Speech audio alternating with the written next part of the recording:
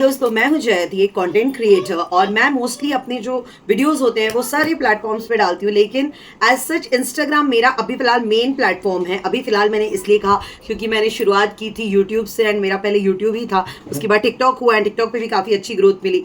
But then मुझे जो response मुझे इंस्टाग्राम पे मिलने लगा वो शायद मुझे और कहीं नहीं मिला। So that is the reason Instagram मेरा अब एकदम फेवरेट बन चुका है, क्योंकि अब मैं लिटरली लोगों को समझने लगी हूँ। If I talk which way, so coming back to Instagram, मैं सिर्फ आज अपने इंस्टाग्राम के जर्नी के बारे में बात करने वाली हूँ। क्योंकि कल जब मैंने लाइव में मैं गई थी, बहुत सारे लोगों से बात करी थी, तो आप लोग का सवाल था अबाउट इंस्टाग्राम, कैसे किया, क्या किया। तो मैंने सोचा क्यों ना मैं अपनी जर्नी इन शॉर्ट में शेयर करूँ आपके साथ, ताकि आपको अगर इससे कुछ सीखने मिले तो वेल एंड गुड, और मेरे लिए भी ये बहुत प्राउड की बात होगी कि मैं किसी को हेल्प कर पा रही हूँ। तो पहली बात तो ये कि मैंने इंस्टाग्राम हमेशा से यूज़ किया है।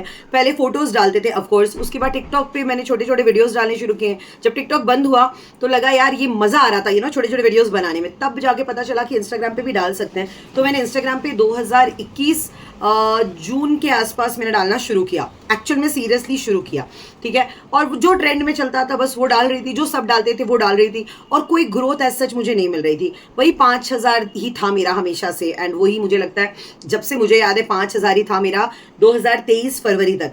5 फरवरी 2023 को मेरा ये रील वायरल हुआ, पहला रील मेरा जो वायरल हुआ। अदरवाइज 100-200 के ऊपर मेरे व्यूज नहीं जाते थे। अचानक से रातों रात मेरा ये रील वायरल हुआ, और बहुत गंदी तरह वायरल, क्योंकि मैंने जस्ट इसको शूट करके अपलोड किया और नॉर्मली चली गई। मुझे लगा वही आने वाले 200-300 व्यूज। जब मैं वापस ऊपर आई हूँ तब कॉल्स पे कॉल्स आने लगे, यार ये रील वायरल हो गया। लाइक क्या, आर यू सीरियस? तो बोले हाँ सीरियस है, आप देखो वो रील वायरल हो गया। और वो रील देखा मैंने, भाई साहब मजा आ गया। मतलब नेक्स्ट डे, उस दिन रात को जब हम ट्रैक कर रहे थे ना, कंटिन्यू में रिफ्रेश करी थी, 100 likes 100 followers, 100 like 100 followers, literally ऐसे बढ़ रहा था वो। एंड फर्स्ट नाइट पे मेरा जो था वो पूरा 1 मिलियन हो गया था। सेकेंड डे कंप्लीट होने के बाद 2 मिलियन हो गया था, और वो धनाधन बढ़े जा रहा था। सेकेंड डे मैंने 6 फेब को मैंने दूसरा रील डाला, अगेन वो भी मेरा वायरल चला गया। नेक्स्ट थर्ड डे मैंने तीसरा रील डाला और वो भी वायरल चला गया। मुझे तो समझ में नहीं आ रहा था कि हो क्या रहा है। मुझे ऐसा लगा यस मुझे पता चल गया कि क्या देखना चाह रही है ऑडियंस, एंड दैट वाज बुआ जी का थीम। मैंने उसके ऊपर फिर और कुछ वीडियोस बनाए, बट वो नहीं चले।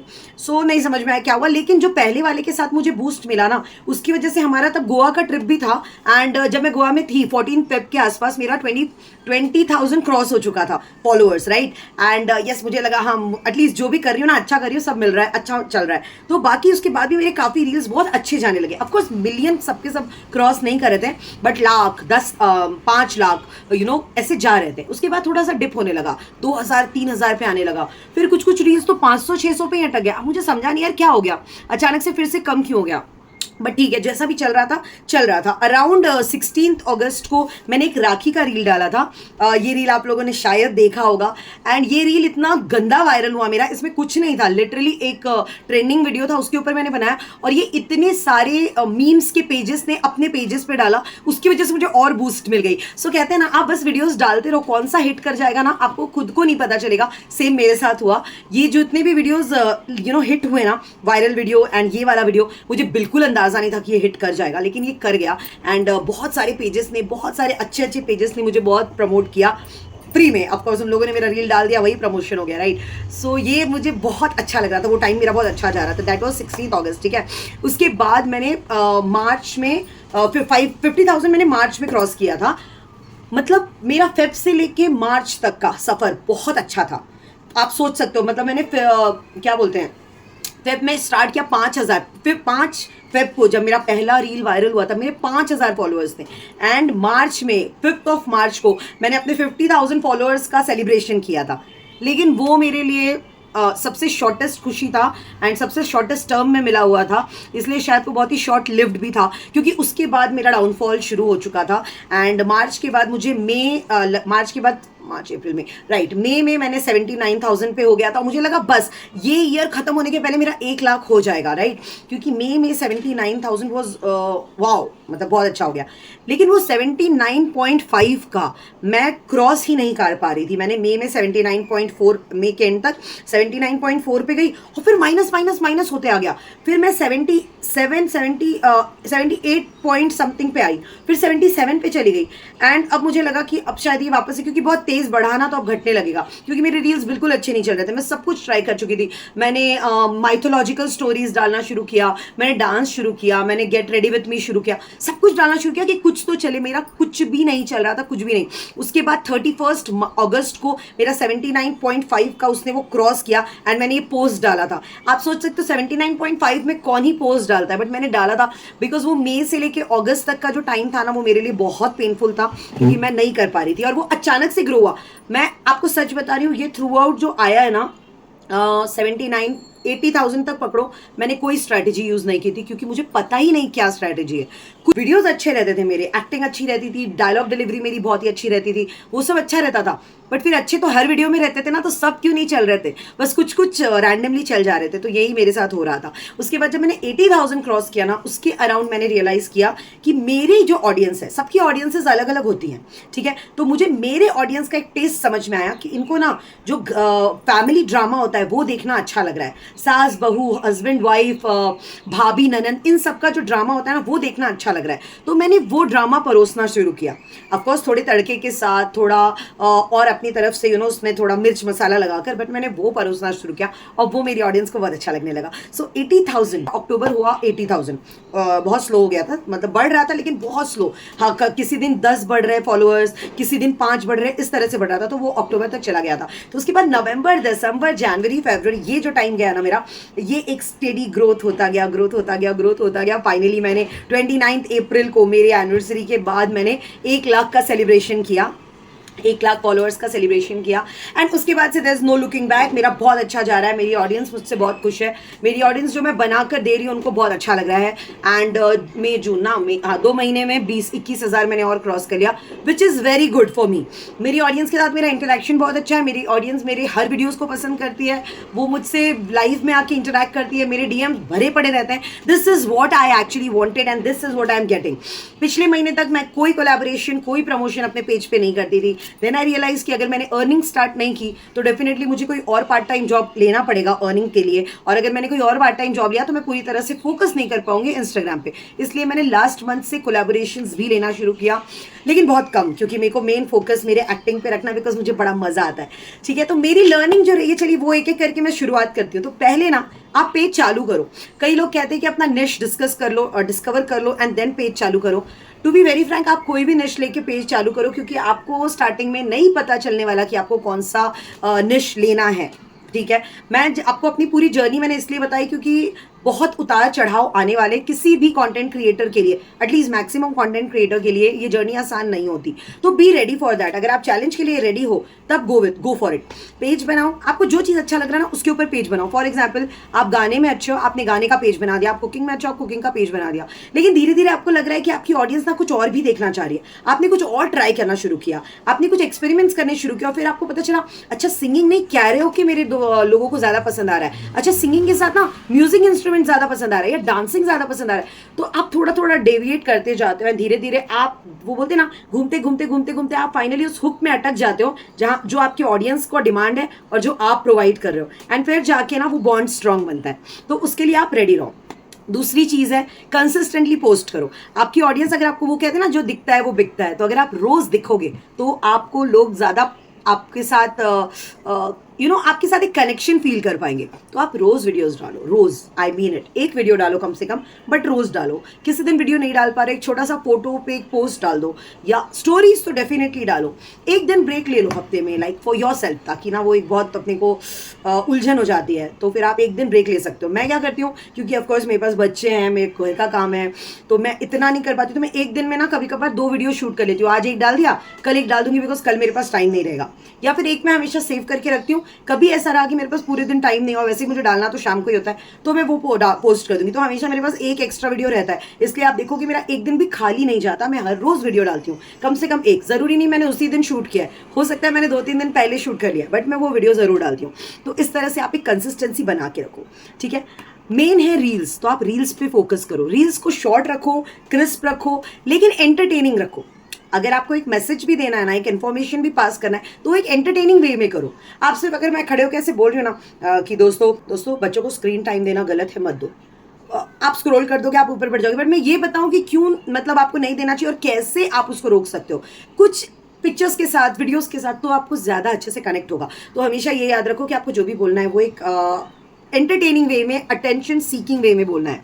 आपको जिस वक्त समझ में आता है कि आपकी ऑडियंस ये देखना चाह रही है, मेक श्योर करो आप उसी पॉइंट के इर्द गिर्द एक्सपेरिमेंट करो, बट उसी के इर्द गिर्द घूम के। अभी मेरी ऑडियंस जो है वो फैमिली ड्रामा देखना चाहती है, तो मैं फैमिली मेंबर्स के साथ ही खेलती रहती हूँ इधर उधर इधर उधर। कभी कुछ पॉजिटिव ये दूंगी, वीडियोस दूंगी, कभी थोड़े से सार्केस्टिक वीडियोस दूंगी, कभी थोड़े से डीप थॉट वाले वीडियोस दूंगी। इस तरह से कर करके मैं उसी पॉइंट के इर्द गिर्द घूमती रहती हूँ। तो वही आपको करना है, ठीक है। स्टोरीज डालते रहो, स्टोरीज बहुत इंपॉर्टेंट है। और जब आपको एक ऑडियंस बेस मिल जा रहा है ना, तब प्लीज आप जल्द से जल्द ना लाइव करना शुरू कर दो। लाइव में बहुत लोग कंफर्टेबल नहीं होते, आई टोटली अग्री, मैं भी उनमें से एक हूँ। मेरे हस्बैंड ने बहुत ज़्यादा फोर्स किया मुझे, तब जाके मैंने लाइव आना शुरू किया। ये मेरे मोस्ट ऑफ द व्यूअर्स जानते होंगे, मुझे लाइव में बहुत हिचकिचाहट होती थी, बट अब मैं बहुत कंफर्टेबल हूँ, क्योंकि जो मेरी ऑडियंस है वो इतने प्यार से मुझसे बात करती है ना कि आई लव इट। और ट्रस्ट मी, पता है जब आप देखते होगे ना दूसरों के वीडियोस में जब कमेंट्स करते हैं कि यार दीदी आप कितनी क्यूट हो, या मैं तो आपकी वीडियो का वेट कर रहा था, कर रही थी, तो लगता है यार उनको ही क्यों आ रही है वीडियो, हम ये मैसेजेस हमें क्यों नहीं आते। लेकिन अब ये जब मैसेजेस मुझे आते हैं ना, ये मेरे लिए एक बूस्ट होता है, इंकरेजमेंट होती है और वीडियोस बनाते रहने का। तो सबसे पहला पॉइंट ये है कि आप बिना सोचे समझे पहले पेज स्टार्ट करो, उसके बाद आप निश ढूंढना। ये जो निश ढूंढ के स्टार्ट करने वाला होता है ना, ट्रस्ट में आप बहुत एक्सपेरिमेंट्स करोगे तभी एक पे पहुंचोगे। और ऐसा कुछ नहीं है कि अरे मैंने पहले इस पेज पे डांस कर लिया है तो अब मैं GRWM नहीं बना सकती, गेट रेडी विथ मी नहीं बना सकती, या अब मैं फैशन के ऊपर नहीं जा सकती, अब मैं सीरियस टॉपिक, ऐसा कुछ नहीं है। You can do everything, but then you have to decide कि आपकी ऑडियंस कनेक्ट किसके साथ हो रही है, और फिर उस चीज को लेके आगे बढ़ो। समझ में आया? तो प्लीज वो टेंशन मत लो। दूसरी बात, आपकी वीडियो क्वालिटी बहुत इंपॉर्टेंट है, आपकी वॉइस क्वालिटी बहुत इंपॉर्टेंट है। आपका वीडियो बहुत अच्छा है, मैसेज बहुत अच्छा है, आपकी एक्टिंग एवरीथिंग बहुत अच्छी है, लेकिन कुछ दिख नहीं रहा, ब्लर ब्लर दिख रहा है, बाजू से आवाज़ें बहुत ज़्यादा आ रही है, आपकी आवाज़ आ ही नहीं रही है। देखो मैं यहाँ कोई माइक यूज़ नहीं कर रही हूँ, मैंने बंद कमरा लिया और मैं आपसे बात करी, मैंने फ़ोन को एयरप्लेन मोड पर डाला है ताकि कोई कॉल या कुछ आके डिस्टर्ब ना करे। सो ऐसे छोटी छोटी चीज़ों के साथ भी आप कर सकते हो। मेरे पास एक ट्राइपॉड है, एक फ़ोन है, बस दैट्स इट। ऐसा नहीं मेरे पास सारे एपरेटस हैं, बट मैं यूज़ नहीं करती हूँ, मैं यूज़ सिर्फ इतना ही करती हूँ। और फ़ोन को तो हाथ ही में लेकर रिकॉर्ड करती हूँ, आपने मेरे रील्स देखे होंगे, तो आपको ज़्यादा एपरेटस की भी ज़रूरत नहीं है, ठीक है। आप ना ज़्यादा रील्स मत देखो। कई बार क्या होता है, हम बहुत रील्स देखते हैं और फिर सोचते हैं अच्छा ये बना सकते हैं, ये बना सकते हैं, और उन सबको सेव करते हैं, लेकिन जब बनाने की बारी आती है ना, हम उनमें से कुछ नहीं बना पाते और कंफ्यूज हो जाते हैं। इसलिए आपने एक दो रील देखा ना, सेव किया ना, बस उसके बाद छोड़ दो। जितना आप रील्स को स्क्रॉल करते रहोगे ना, आपका दिमाग कंफ्यूज होगा। थिंक अबाउट कि आप किस टाइप का कंटेंट बनाना चाहते हो, एंड बिना कंटेंट देखे आप सोचो, क्योंकि जब हम वैसे भी रील खोलते हैं ना, हमें समझ में आ जाता है कि कौन सा ट्रेंडिंग चल रहा है और हम उसके ऊपर बना सकते हैं वीडियो। मतलब आप ट्रेंडिंग साउंड ले लो, आप ट्रेंडिंग टॉपिक ले लो, कभी बीच में था वो गिरने वाला, कोई गिर गया और अचानक से पिक्चर चेंज हो जाती है एंड कोई मैसेज आ जाता है, तो वो ट्रेंडिंग तो आपको देखने में मिल सकता है, राइट। तो उतना कर लो, लेकिन ज़्यादा स्क्रॉल मत करो, अदरवाइज आपका दिमाग ना भर जाएगा उन चीज़ों से, और जब आप एक्चुअल अपना कंटेंट बनाने लगोगे ना, आप कंफ्यूज हो जाओगे। So don't do that. तीसरी बात, तुरंत के तुरंत कोलैबोरेशन करने की कोशिश मत करो। जब आपका एक पेज बन जाएगा, जब आपके पास एक प्रॉपर बेस बन जाएगा ऑडियंस का, तब आपके पास कोलैबोरेशंस आएंगे। नहीं आएंगे तो आप खुद लोगों को बहुत ही कॉन्फिडेंटली बोल सकते हो कि यस, अगर आपको मेरे पेज पे प्रमोशन करना है तो आप कर सकते हो, we are doing it on our page now, क्योंकि आपको पता है कि आपके पास ऑडियंस बेस उतना स्ट्रांग है। कई लोग बार्टर करते हैं, विच इज़ गुड, आप करना चाहो तो आप कर सकते हो, स्पेशली जो UGC कंटेंट बनाते हैं, user generated, I am so sorry मेरा आवाज़ बिल्कुल बंद है यूज़र जनरेटेड जो कंटेंट बनाते हैं उनको तो बार्टर बहुत सारा करना रहता है, लेकिन बहुत सारे लोग ये बात झूठ बोलते हैं कि मेरे पास तो 200 ही 300 और मेरे पास इतने सारे बार्टर कोलैबोरेशन है, हमें मैसेज कीजिए, हम आपको बताएंगे कैसे। आप मैसेज करो, वो आपको कुछ नहीं बताएंगे कैसे, ठीक है। तो ये सब फेक इस पे मत जाओ। हाँ, बहुत सारे ऐप्स हैं जो आपको हेल्प करते हैं इन सब का, अगर आपको वो करना है, अगर कमाने के तौर पे करना है, तब आप डेफिनेटली ये सब ट्राई कर सकते हो, लेकिन इसमें भी आपको स्टार्टिंग में ज़्यादा बार्टर मिलने वाला है, ठीक है। अगर आपको पेड वाला चाहिए ना, तो आपको एक थोड़ा सा अपने पेज पे मेहनत करनी है, अपने ऑडियंस को बनाना है। एक आपको एक ऑडियंस का बेस मिल गया ना, तो आपके पास ब्रांड्स आएंगे, खुद आएंगे। थोड़ा वक्त दो अपने आप को ग्रूम करो, ताकि आप बहुत ही कॉन्फिडेंटली जाके ब्रांड को बोल पाओ कि आई वांट दिस। तो पहले पूरा फोकस अपने पेज पे और अपनी ग्रोथ पे डालो। कई बार क्या होता है, कुछ लोग हैं ना, वो सिर्फ कोलैबोरेशन ही करते हैं, उनके पेज पे जाओ आप, अरे कभी इसका प्रचार करें, कभी उसका प्रचार कर रहे हैं, एंड देन वो एक टाइम के बाद बोर होने लगता है। कुछ लोग वो बहुत ही अच्छे तरीके से करते हैं, लाइक यार नाम क्या है, मुझे नाम याद नहीं रहते, बट एनीवे चॉइस, कुछ क्रिएटर्स हैं जो कि जिन्होंने अगर ड्रेस वगैरह का करना है तो उन्होंने वो ड्रेस पहना और उसके बाद वो एक ट्रेंडिंग सॉन्ग पे अच्छा सा डांस करते हैं या डायलॉग डिलीवरी करते हैं और नीचे सिर्फ लिख देते हैं कि ये ड्रेस इससे पहना है। That is good. लेकिन मोस्ट कुछ क्रिएटर्स को आप देखो कि डब्बा खोल के बैठ गए कि ये हमें इनसे रिसीव हुआ, ये हमें, and then we just scroll it. वो मत करो। आप अगर कोलैबोरेशन कर भी रहे हो ना तो वो भी एक एंटरटेनिंग वे में करो, क्योंकि अब इतना ज़्यादा कंटेंट का जो मार्केट है वो बढ़ गया है ना कि सबको सिर्फ अगर आप रोक पा रहे हो ना तो वो देखेंगे। आपको पसंद करता हूँ इसलिए आपको देखता रहूँगा, फिर आप कुछ भी करो मैं आपको देखता रहूँगा, ये ज़माना गया। अगर आपका कंटेंट सच में अच्छा है, अगर आप लोगों से कनेक्ट कर पा रहे हो तो ही लोग आपको देखेंगे। Trust me on that.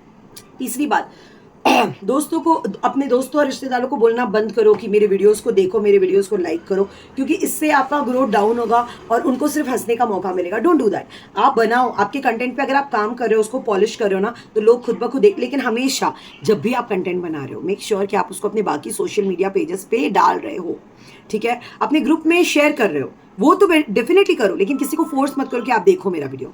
देखना होगा देखेंगे, डालो, आप हर जगह डालो, किसी भी जगह छोड़ो मत, डालो हर जगह, ठीक है? जिसको देखना होगा वो देखेगा। नेक्स्ट आपको ये चीज़ ध्यान रखनी कि आपको कॉन्स्टेंटली लर्न करना है। देखो क्या होता है, जो करंट अफेयर्स चल रहे हैं ना, जैसे अभी मैंने इलेक्शन हुआ, इलेक्शन के ऊपर वीडियो बनाया, वो भी बहुत अच्छा चल गया, ठीक है? उसके बाद जब रिजल्ट आया उसके ऊपर बनाया, वो अच्छा चल गया। फिर बहुत सारे लोगों ने अभी नीट का जो गड़बड़ हुआ उसके ऊपर बनाया, वो बहुत अच्छा चलेगा। इससे क्या होता है, जब आप पता है आपको करंट अफेयर्स में क्या हो रहा है, आप उससे रिलेटेड बनाते हो ना, तो वो रिलेटेबल रहता है। अब सोनाक्षी सिन्हा की शादी को लेकर इतने सारे रील्स बन रहे हैं, तो आप ये सब जब बनाते हो ना, लोग रिलेट कर पाते, क्योंकि वो न्यूज़ ये देख रहे हैं हर जगह से, और अचानक से आपका आ गया। हीरा मंडी आया, क्या हुआ? बहुत सारे लोगों ने कहा कि यार इन क्रिएटर्स को क्या हो गया, ये लोग हीरा मंडी देख के तवायफ से क्यों इंस्पायर हो रहे हैं? वो तवायफ से नहीं इंस्पायर हो रहे थे, वो उनके ड्रेसेस से, उनके ज्वेलरी से इंस्पायर हो रहे थे। So that is again a different thing. The main thing is कि हीरा मंडी चल रही थी तो उसके ऊपर लोगों ने वीडियोस बनाना शुरू किया। तो आप देखो आपके आसपास क्या हो रहा है और उसके ऊपर वीडियोस बनाओ, तब ज़्यादा से ज़्यादा लोग रिलेट करेंगे। हमेशा जब आप वीडियो बना ले रहे हो, अब बन गया है तो मुझे डालना ही है, ऐसा नहीं है। टेक टाइम, आप खुद वो वीडियो देखो, आपको लग रहा है कि ये डालना चाहिए, आपको लग रहा है पिक्चर क्वालिटी अच्छी है, साउंड क्वालिटी अच्छी है, बहुत स्मूथ जा रहा है सब कुछ, बहुत, तब डालो। कुछ भी फटा हुआ सा है, एकदम आवाज़ नहीं आ रही ढंग से, पिक्चर क्लियर नहीं है, फिर भी आपने डाल दिया, ये सब मत करो, ठीक है? Take your time. ज़रूरी नहीं कि बन गया तो उसको डालना ही है, हटा दो, डिलीट करो। मैंने 10 वीडियोस डिलीट किए होंगे एक एक वीडियो डालने के लिए। So that's totally good. अपने दोस्तों का, अपने फैमिली का help low. Help in the sense, उनसे स्टोरीज पूछो। जैसे मेरे जो स्टोरीज होते हैं वो मोस्ट ऑफ दी मेरे आजू बाजू के लोगों के होते हैं, मेरे ऑडियंसेस के होते हैं। आप लोग मुझे डीएम में वो स्टोरीज भेजते हो तो मैं उस स्टोरीज के ऊपर वीडियोस बनाती हूँ। पूछो ना, बात करो, तब आपको ना एक जिस्ट मिलता है। आप बस में जा रहे हो, किसी कपल को देखा, उनको थोड़ा सा फोकस पे लाया, उन पे थोड़ा सा अटेंशन दिया और उसको लेके आपने बना दिया। मैं एक बार पार्लर में थी, आई रिमेंबर, और वो निब्बा निब्बी वाली सीन होती है ना, वही हुआ। एक लड़की, मतलब जो पार्लर में हमारे साथ थी, वो अपने बॉयफ्रेंड से लगातार बात करी, तो जिस तरह से वो बात करी थी ना, मेरा फेशियल हो रहा था, मेरा पूरा फोकस बस उसके ऊपर था कि यार हाँ वो ऐसे करी वैसे, और वो जैसे ही गई, मैंने उसी पार्लर में उसी थीम के ऊपर वो वीडियो बना और वो भी बहुत अच्छा चल गया। So it's totally up to you, आप क्या ऑब्जर्व करते हो और आप कैसे उसको प्रेजेंट कर सकते हो। रिमेंबर, अगर आप रिलेटेबल हो तो ही लोग आपको देखेंगे।